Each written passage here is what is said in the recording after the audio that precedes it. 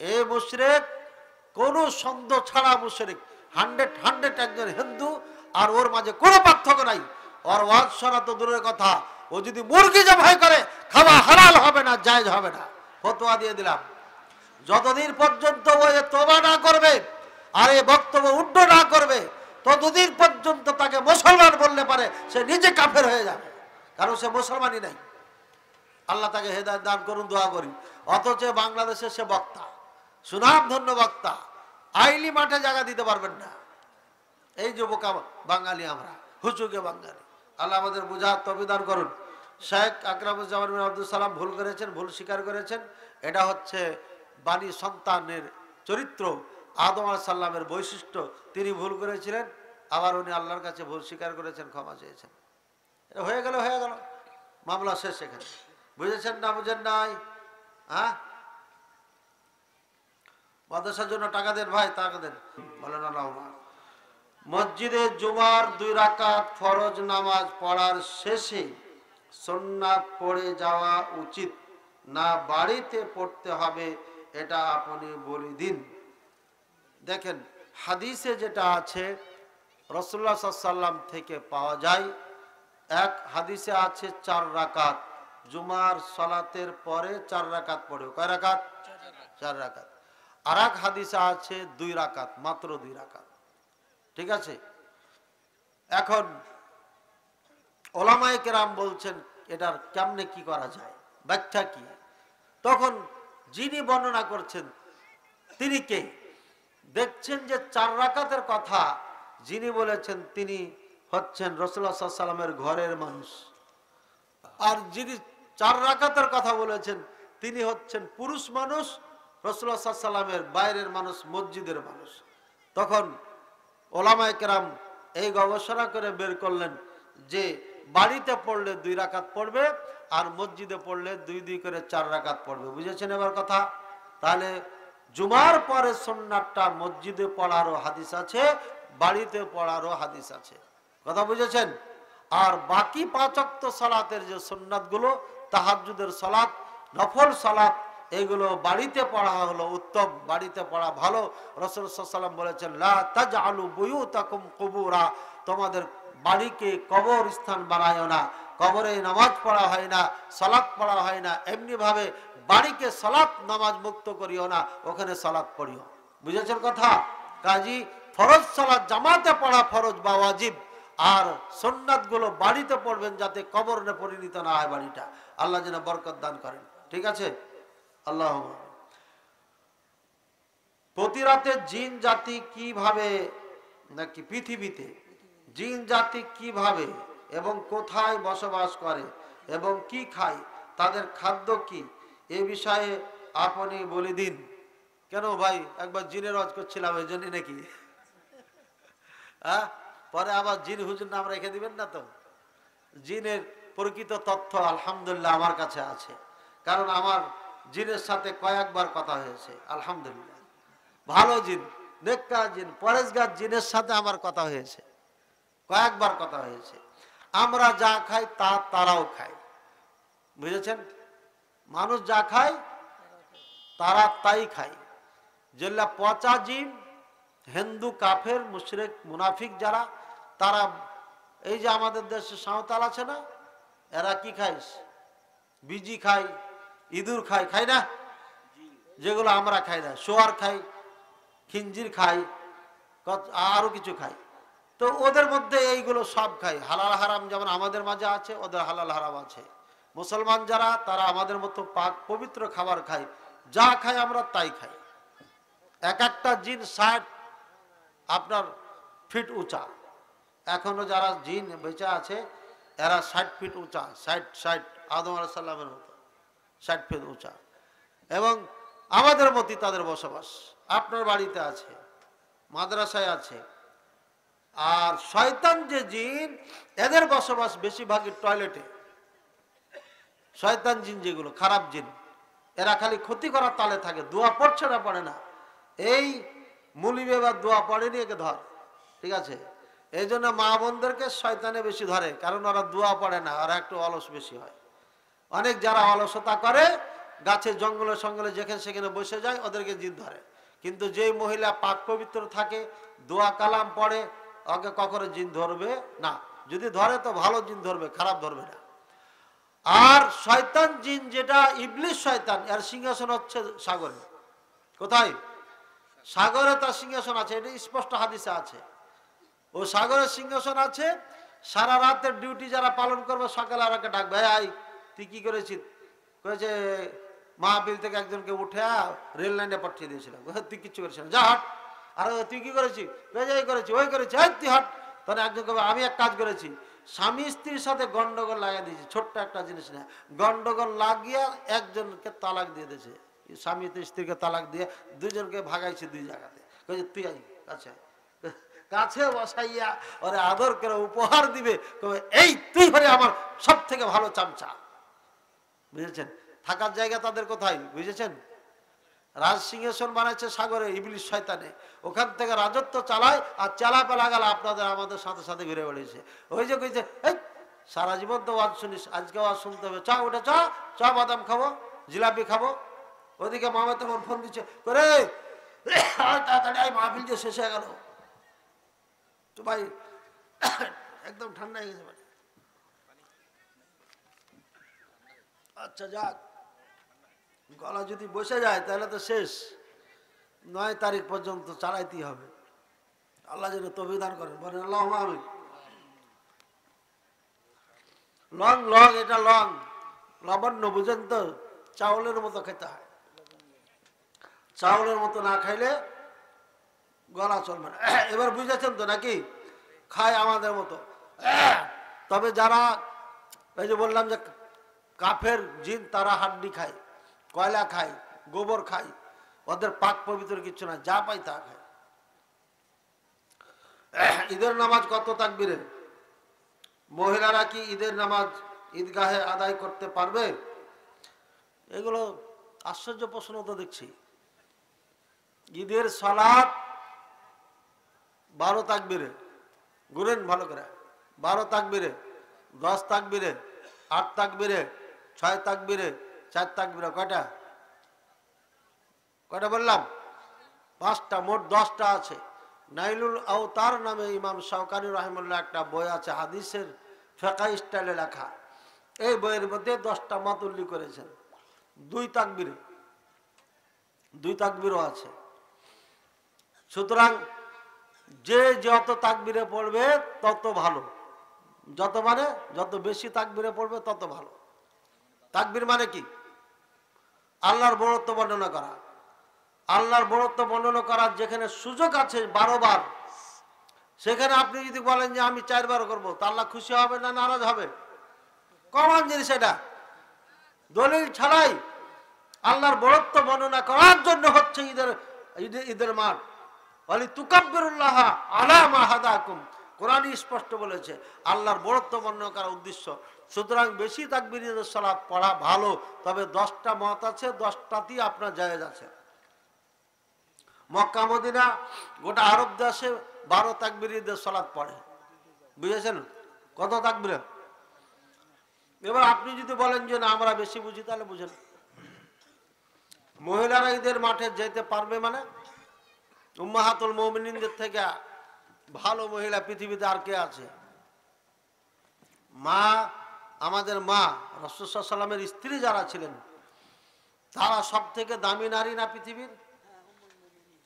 উম্মুল মুমিনিন যারা ছিলেন, আমাদের মায়েরাই তো ঈদের মাঠে যাইতেন। এবং রাসূলুল্লাহ সাল্লাল্লাহু আলাইহি ওয়াসাল্লাম আদেশ করতেন, হাত্তাল হুইয়াদ, ঋতুবতী যারা তাদেরকে নাও। এরপরে রাসূলুল্লাহ সাল্লাল্লাহু আলাইহি ওয়াসাল্লাম বলছেন, যে সমস্ত মেয়েরা লজ্জা করে, শরমে লজ্জাতে বাইরে বের হয় না, অবিবাহিতা, তাদেরকেও নিয়ে যাও ঈদের মাঠে। অর্থাৎ কাউকে ছেড়ে যায় না, সকল ধরনের নারীকে ঈদের মাঠে নিয়ে যেতে আদেশ দিয়েছেন। 5 ওয়াক্ত সালাতে রাসূলুল্লাহ সাল্লাল্লাহু আলাইহি ওয়াসাল্লাম আদেশ দেননি, কিন্তু ঈদের মাঠে যাওয়ার জন্য আদেশ করেছেন রাসূলুল্লাহ সাল্লাল্লাহু আলাইহি ওয়াসাল্লাম। কাজী ঈদের মাঠে নারীদের যাওয়া কিয়ামত পর্যন্ত সুন্নাহ। এটাকে কেউ যদি অস্বীকার করে কাফের হয়ে যাবে। এটা একদম সুন্নাহ সাবেতা, প্রমাণিত সুন্নাহ জারিয়া, সুন্নাহ জারিয়া, চালু আছে সুন্নাহ। গোটা আরব দেশে আপনার এখনো নারীরা ঈদের মাঠে সালাত পড়ে উপস্থিত হয়ে। আল্লাহ আমাদের তৌফিক দান করুন, আমিন। ইফতারের সময় যদি কোনো প্রকার পানি বা অন্য খাদ্য পাওয়া না যায় তাহলে করণীয় কি? আপনি সফর করেছেন ঢাকাতে, খাস করে এগুলো ঘটে যায়। ভাবছেন যে আমি বাড়ি পৌঁছে যাবো টাইম মতো, কিন্তু এমন এক জায়গাতে আপনার ইফতারের সময় হয়ে গেল, গাড়িতে পানি নাই, কিচ্ছু নাই, বাসে আছেন, পানি টানি কোনো কিচ্ছুই নাই, তাহলে কি করবেন? ফতোয়া হচ্ছে নিয়াত করে নেবেন। ইফতারের কি করবেন? নিয়াত করবেন যে আল্লাহ আমি ইফতার করে নিলাম। এই যে নিয়াত করছে মনে মনে, ইফতার হয়ে গেল। বুঝেছেন? এবার বহুদিন আগে আমি টিভিতে এই ইফতারের মাসালা শুনছিলাম, তো হুজুর বলতেছে রোজা রমজান মাস আসলে পরে আপনারা কিছু নিয়ে নেবেন, সবসময় পাশে তো রাখবেন, আর একটা পানি রাখবেন। এখন তো ইনটেক পানি পাওয়া যায়, মাসালা এটা নয়। এমন এক সিচুয়েশনে পড়েছেন কিচ্ছু নাই আপনার কাছে, তখন কি করবেন? নিয়াত করবেন যে আমি ইফতার করে নিলাম, বাস হয়ে গেল। বুঝেছেন তো? এবার রমজান মাসে এমন কোন আমল আছে কি না যে আমল করলে আল্লাহর প্রিয় বান্দা হওয়া যায়? এটা তো স্পষ্ট জিনিস। 5 ওয়াক্ত সালাত পড়তে হবে আপনাকে। আরকানে ইসলাম জানি তো সবাই। আগে কালিমা ঠিক করতে হবে। কালিমা ঠিক না হলে আপনি যত আমল করেন কোনোটা আল্লাহ কবুল করবেন না। এই জন্য আশহাদু আল্লা ইলাহা ইল্লাল্লাহ ওয়া আশহাদু আন্না মুহাম্মাদুর রাসূলুল্লাহ, এই দুটি জিনিস আপনাকে ঠিক করতে হবে। আমার বই বিক্রি করার জন্য না, আপনি নেন না নেন, গাড়িতে আছে, এই বইয়ের মধ্যে কালিমা সম্পর্কে আলোচনা করা আছে, প্রশ্ন উত্তরে। অত্যন্ত গুরুত্বপূর্ণ বই, নিয়ে যাবেন পারলে। আর পারলে বইগুলো নিয়ে আসা হোক স্টেজে। তো আপনার রমজান মাসে সব থেকে আল্লাহর কাছে প্রিয় আমল হচ্ছে 5 ওয়াক্ত সালাত তো আছেই, সিয়াম পালন করা, যেভাবে আদেশ করেছেন আল্লাহ সেভাবে। এরপরে তাহাজ্জুদের সালাত পড়া, তারাবির সালাত পড়তে পারেন, আর না হয় একা একা গভীর রজনীতে সারা রাত জেগে জেগে আল্লাহকে ডাকেন। আর লাইলাতুল কাদারের যে 10 দিন আছে, একদিনও যেন মিস না যায়। সারা রাত ইবাদত করেন আর দিনে ঘুমান, মোটামুটি ঘুমান। কালকে মাহফিল থেকে আসলাম বাসায়, রাত তখন 3টা মনে হয়, না না সরি 3টা বলছি, এই আর ফজরের আজান দিয়ে দিয়েছে। সালাত পড়লাম, পড়ার পরে জামাই মেয়ে ছিল, তাদেরকে রেল স্টেশনে রেখে আসলাম, কারণ ড্রাইভার তো ঘুমায় নাই। ওকে যদি বলি যে বসে থাকো 6:30 পর্যন্ত, তাহলে তো তার সমস্যা। এই জন্য তাকে বিদায় করে আমি ঘুমাইলাম না, রেখে আসলাম। এরপরে কিছুক্ষণ ঘুমাইলাম, আমার মনে হয় 1 ঘন্টা বা 1.5 ঘন্টা। মাদ্রাসায় গেলাম, পড়াইলাম, পড়ার পরে বাসায় আসলাম, খাওয়া দাওয়া গোসল হাত সব কিছু করে আপনার মোটামুটি আধা ঘন্টা বা 1.25 ঘন্টা আবার ঘুমাইছি।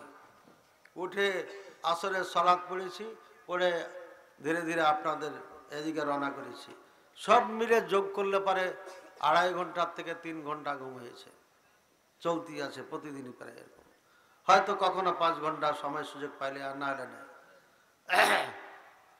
বেশি বেশি কোরআন তেলাওয়াত করবেন, সব সময় আমল করবেন, আমলের উপর থাকবেন, হারাম বর্জন করবেন, হালালের উপর থাকবেন, সব সময় জিকির আজকার করবেন, লা ইলাহা ইল্লাল্লাহ, সুবহানাল্লাহি আলহামদুলিল্লাহি ওয়া লা ইলাহা ইল্লাল্লাহু আল্লাহু আকবার, 4 কালিমা, সুবহানাল্লাহি আলহামদুলিল্লাহি ওয়া লা ইলাহা ইল্লাল্লাহ ওয়া লা ইলাহা ইল্লাল্লাহ। এই 4টি কালিমা অত্যন্ত প্রিয় কালিমা আল্লাহর কাছে। সুবহানাল্লাহি ওয়া বিহামদিহি সুবহানাল্লাহিল আযীম, বুখারীর শেষ হাদিস, অত্যন্ত দামি। লা ইলাহা ইল্লা আনতা সুবহানাকা ইন্নী কুনতু মিনাজ জালিমিন, লা ইলাহা ইল্লাল্লাহু ওয়াহদাহু লা শারীকা লাহু লাহুল মুলকু ওয়া লাহুল হামদু ওয়া হুয়া আলা কুল্লি শাইইন কাদির। সাইয়্যিদুল ইস্তিগফার, এমনি সাধারণ ইস্তিগফার, এগুলো সবসময় পাঠ করবেন, ইনশাআল্লাহ আল্লাহ নৈকট্য লাভ করা যাবে। রমজান মাসের কোন সময়ে বেশি দোয়া কবুল হয়? দোয়া কবুল হয় ইফতারের সময়। রমজান মাসে দোয়া কবুল হয় একটা টাইম, নতুন টাইম, যেটা ইফতারের সময়। আর বাকি যে সময়গুলো আছে এটা সব সময় কবুল হয়, রমজান মাসে কবুল হবে। রমজান মাস পুরোটাই বরকতের মাস, কাজে 24 ঘন্টাই দোয়া কবুল হবে আল্লাহর কাছে। এই জন্য সবসময় দোয়া করব, খাস করে শেষ রজনীতে বেশি বেশি দোয়া করব। আল্লাহ তাআলা আমাকে আপনাকে সবাইকে তৌফিক দান করুন, আমিন। রমজান মাসের কিছু বিশেষ আমল শিখিয়ে দিন। বিশেষ আমল যেটা সাহাবায়ে কেরাম সব থেকে বেশি যেটা করতেন সেটা কোরআন তেলাওয়াত করতেন, সব থেকে বেশি। রাসূলুল্লাহ সাল্লাল্লাহু আলাইহি ওয়াসাল্লাম কোরআন খতম দিতেন নিজে নিজে। শেষ বয়সে একদম শেষ বছরে 3 বার খতম দিয়েছেন, জিবরাইল আলাইহিস সালামকে শোনাইছেন ডাইরেক্ট। এই জন্য কোরআন বেশি বেশি পড়বেন, সব থেকে বেশি আমল করবেন কোরআন পড়া আমল। যারা পড়তে পারেন বারবার খতম দিবেন, বারবার খতম দিবেন। যারা পারেন না তারা শিখবেন, কোরআন শেখা ফরজ, কোরআন ছাড়া কবরে যাওয়া যাবে না। আল্লাহ তাআলা আমাদের বুঝার তৌফিক দান করুন। এরপরে যে আমলগুলো বললাম সেগুলো করবেন, নফল নামাজ সালাত পড়বেন, দান খায়রাত করবেন। দান খায়রাত রমজান মাসে বেশি বেশি করবেন। রাসূলুল্লাহ সাল্লাল্লাহু আলাইহি ওয়াসাল্লাম বেশি বেশি দান খায়রাত করতেন। দান এমন একটা পাওয়ারফুল, আপনার যাবতীয় বিপদ দূর করে এই দানে। দান আপনাকে দুনিয়া আখিরাতে সকল বিপদ থেকে মুক্তি দান করে। এই জন্য দান বেশি বেশি করবেন। আল্লাহ আমাদের বুঝার তৌফিক দান করুন, আল্লাহুম্মা আমিন। রমজানের কাছে প্রস্তুতি কেমন হওয়া উচিত এ মর্মে আমার আলোচনা আছে। সর্বপ্রথমে এখন থেকে রোজা রাখবো বেশি বেশি করে। শাবান মাসের পুরো মাস রোজা রাখা সুন্নাহ। রমজানের আগে 2-1 দিন বাদ দিবেন, বাকি পুরো মাস সিয়াম পালন করতে রাসূলুল্লাহ সাল্লাল্লাহু আলাইহি ওয়াসাল্লাম প্রস্তুতি শুরু। এরপরে আপনার রমজান মাসে আপনার সাহারি খাবেন, অত বেশি খাবেন না। ওই যে 3 ভাগ করে, 1 ভাগ ভাত, 1 ভাগ পানি, 1 ভাগ ফাঁকা। আমরা এই পর্যন্ত খাই, গলা পর্যন্ত খাই, খাওয়ার পরে আরো সমস্যা হয়ে যায়। আপনি কম খাবেন, দেখবেন ক্ষুধা লাগবে না, পিপাসা লাগবে না। আর বেশি খাইলে পরে ক্ষুধা তো কম লাগবে ঠিকই, কিন্তু পিপাসায় 12টা বেজে যাবে। আর খেজুর খাবেন, 3টা খেজুর খাবেন। সাহারির একদম শেষে 3টা খেজুর খেয়ে 1 গ্লাস 2 গ্লাস যতটুকু দরকার পানি খেয়ে নেবেন। ইনশাল্লাহ দেখবেন সিয়ামগুলো ভালো হবে। ইফতারের সময় খেয়াল রাখবেন, একটু দামি জিনিস খান, কম খান, বেশি খান না। এটা সব সময়ের জন্য, সুস্থ থাকার জন্য এটা ভালো। প্রস্তুতি কেমন হওয়া উচিত? যেভাবে সাহাবায়ে কেরাম করেছিলেন। সাহাবায়ে কেরাম আপনার রমজানকে পাওয়ার জন্য পুরো মাস না পুরো বছর দোয়া করতেন, বুঝেছেন? পুরো বছর দোয়া করতেন, আল্লাহ রমজান মিলাইও, রমজান সামনে রমজান যেন পাই। এই জন্য এখন থেকে দোয়া শুরু করতে হবে, আল্লাহ রমজান পাওয়াই দিও, রমজান পাওয়াই দিও। রমজান পেয়ে গেছে, আল্লাহ লাইলাতুল কদর, লাইলাতুল কদর, লাইলাতুল কদর। এই সব সময় দোয়া করতে হবে আল্লাহর কাছে, মন প্রাণ দিয়ে মহাব্বতের সাথে রমজান মাসকে আলিঙ্গন করতে হবে। আর আল্লাহর জন্য সন্তুষ্টি, আল্লাহর সন্তুষ্টির জন্য হালাল খাদ্য দ্বারা এই রমজান পালন করতে হবে আল্লাহর জন্য। ইনশাআল্লাহ আল্লাহ কবুল করবেন। আল্লাহ তাআলা তৌফিক দান করুন, আমিন। দেরিতে ইফতার করা নাকি ইহুদি খ্রিস্টানদের স্বভাব? তাহলে যারা দেরিতে ইফতার করে তারা কি ইহুদি? ভাই, সব কাজ ইহুদিদের সাথে মিলে গেলে যে ইহুদি এটা নাই, এটা ভুল। আমাদের দেশে এই সব চিন্তা চেতনা আছে। ইহুদিরা দেরি করে ইফতার করে, খ্রিস্টানেরা করে, এটা করুক আর না করুক সেটা বিষয় না। রাসূলুল্লাহ সাল্লাল্লাহু আলাইহি ওয়াসাল্লাম বলছেন যে আমার উম্মত লা ইয়াজালু মা যালা আলাল খাইরি মা আজ্জালুল ফিতরা আও কামা ক্বালা আলাইহিস সালাতু ওয়াসসালাম। আমার উম্মত কল্যাণের উপর থাকবে যতক্ষণ তারা তাড়াতাড়ি ইফতার করবে। ইফতারের সময় কখন? যখন সূর্য ডুবে যায়। আপনারা বহুতল ভবন এখন পাওয়া যায় আপনার আত্রাই এলাকাতে, রেল লাইন উঁচা, অনেক উঁচা এখান থেকে, অথবা বড় গাছে উঠে যান। উঠান যারা উঠতে পারে ভালোভাবে, ওটা টোটা না যায় না খেয়ে থেকে, ওঠার পরে বলে এই সূর্য ডুবেছে দেখতে পাচ্ছি, বলছে না আপনি ইফতার করেন। ফতোয়া শামী নাম শুনেছেন? হানাফি মাযহাবের বিরাট ফতোয়ার কিতাব। ওই কিতাবে ফতোয়া লেখা আছে, কেউ যদি পাহাড়ে উঠে বলে সূর্য ডুবে নাই, আর নিচে যে আছে তার বিশ্বাস একদম দৃঢ় ইয়াকিন হয়ে গেছে যে সূর্য ডুবে গেছে, সে ইফতার করে ফেলছে।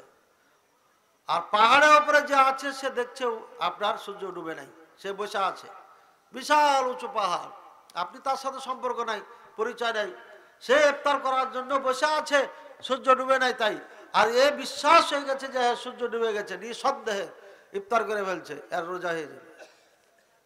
আর ও অপেক্ষা করবে সূর্য ডুবা পর্যন্ত। তো সূর্য ডুবে গেলে পরে তার জরুরি করতে হবে, আর দেরি করা যাবে না। এই দেরি করার চরিত্র হচ্ছে ইহুদিদের, আর এই দেরি করার চরিত্র হচ্ছে বর্তমান শিয়াদের। আমরা সৌদি আরবে ইফতার করতাম, 10 মিনিট টাইম থাকতো, এরপরে সূরা ফাতিহা শেষ হতো যখন, তখন এরা আজান দিত। এই শিয়ারা মোটামুটি আপনার 12 থেকে 13 মিনিট, আমাদের থেকে 13 মিনিট পরে তারা ইফতার করত। আর আমরা বাংলাদেশে কিছু ভাইকে দেখি 5 মিনিট, কোনো জায়গাতে 3 মিনিট দেরি করি। এটা সুন্নাহ না, এটা সুন্নাহ পরিপন্থী কাজ, এটা করা ঠিক হবে না। আল্লাহ পাক রব্বুল আলামিন বুঝার তৌফিক দান করুন। রমজান মাসের দিনের বেলায় স্বপ্নদোষ হলে রোজা হবে কি? জি হবে। স্বপ্নদোষ তো নিজে ইচ্ছাকৃত করেননি, ইচ্ছাকৃত করলে না হয়ে যাবে, ইচ্ছাকৃত করেননি, অনিচ্ছাকৃত হয়ে গেছে, রোজার কোনো সমস্যা হবে না, গোসল করে নেবেন, ঠিক আছে। পিল খেয়ে মহিলারা মাসিক বন্ধ রেখে রোজা রাখতে পারবে কি না? জি রাখতে পারবে। রোজা করার জন্য, রাখার জন্য, এই বরকতময় মাস যেন তার হাত ছাড়া না হয়, এই জন্য ডাক্তারের পরামর্শ বা নিজের শরীরের ওপরে সে বিবেচনা করে যদি দেখে যে আমার শারীরিক কোনো সমস্যা তেমন ঘটবে না এই ওষুধ খাওয়ার কারণে, তাহলে সে বন্ধ করতে পারে এই সিয়াম পালন করার জন্য। যেমনভাবে হজের সময় হজের জন্য ওষুধ খেয়ে বন্ধ রেখে হজ পালন করার কথা ওলামায়ে কেরামদের ফতোয়া আছে, সিয়ামের ব্যাপারও আছে, কোনো সমস্যা নেই ইনশাআল্লাহ। শেখ আকরামুজ্জামানের নামে বেদাতিরা যে মামলা করেছে, এতে আহলে হাদিস আলেমদের ভূমিকা কি? শেখ আকরামুজ্জামান বিন আব্দুল সালাম হাফিজাহুল্লাহ আমাদের সিনিয়র ভাই, একজন সিনিয়র আলেমদের একজন। ওনার কথাবার্তা কিছুটা কড়া, এজন্য অনেক জায়গাতে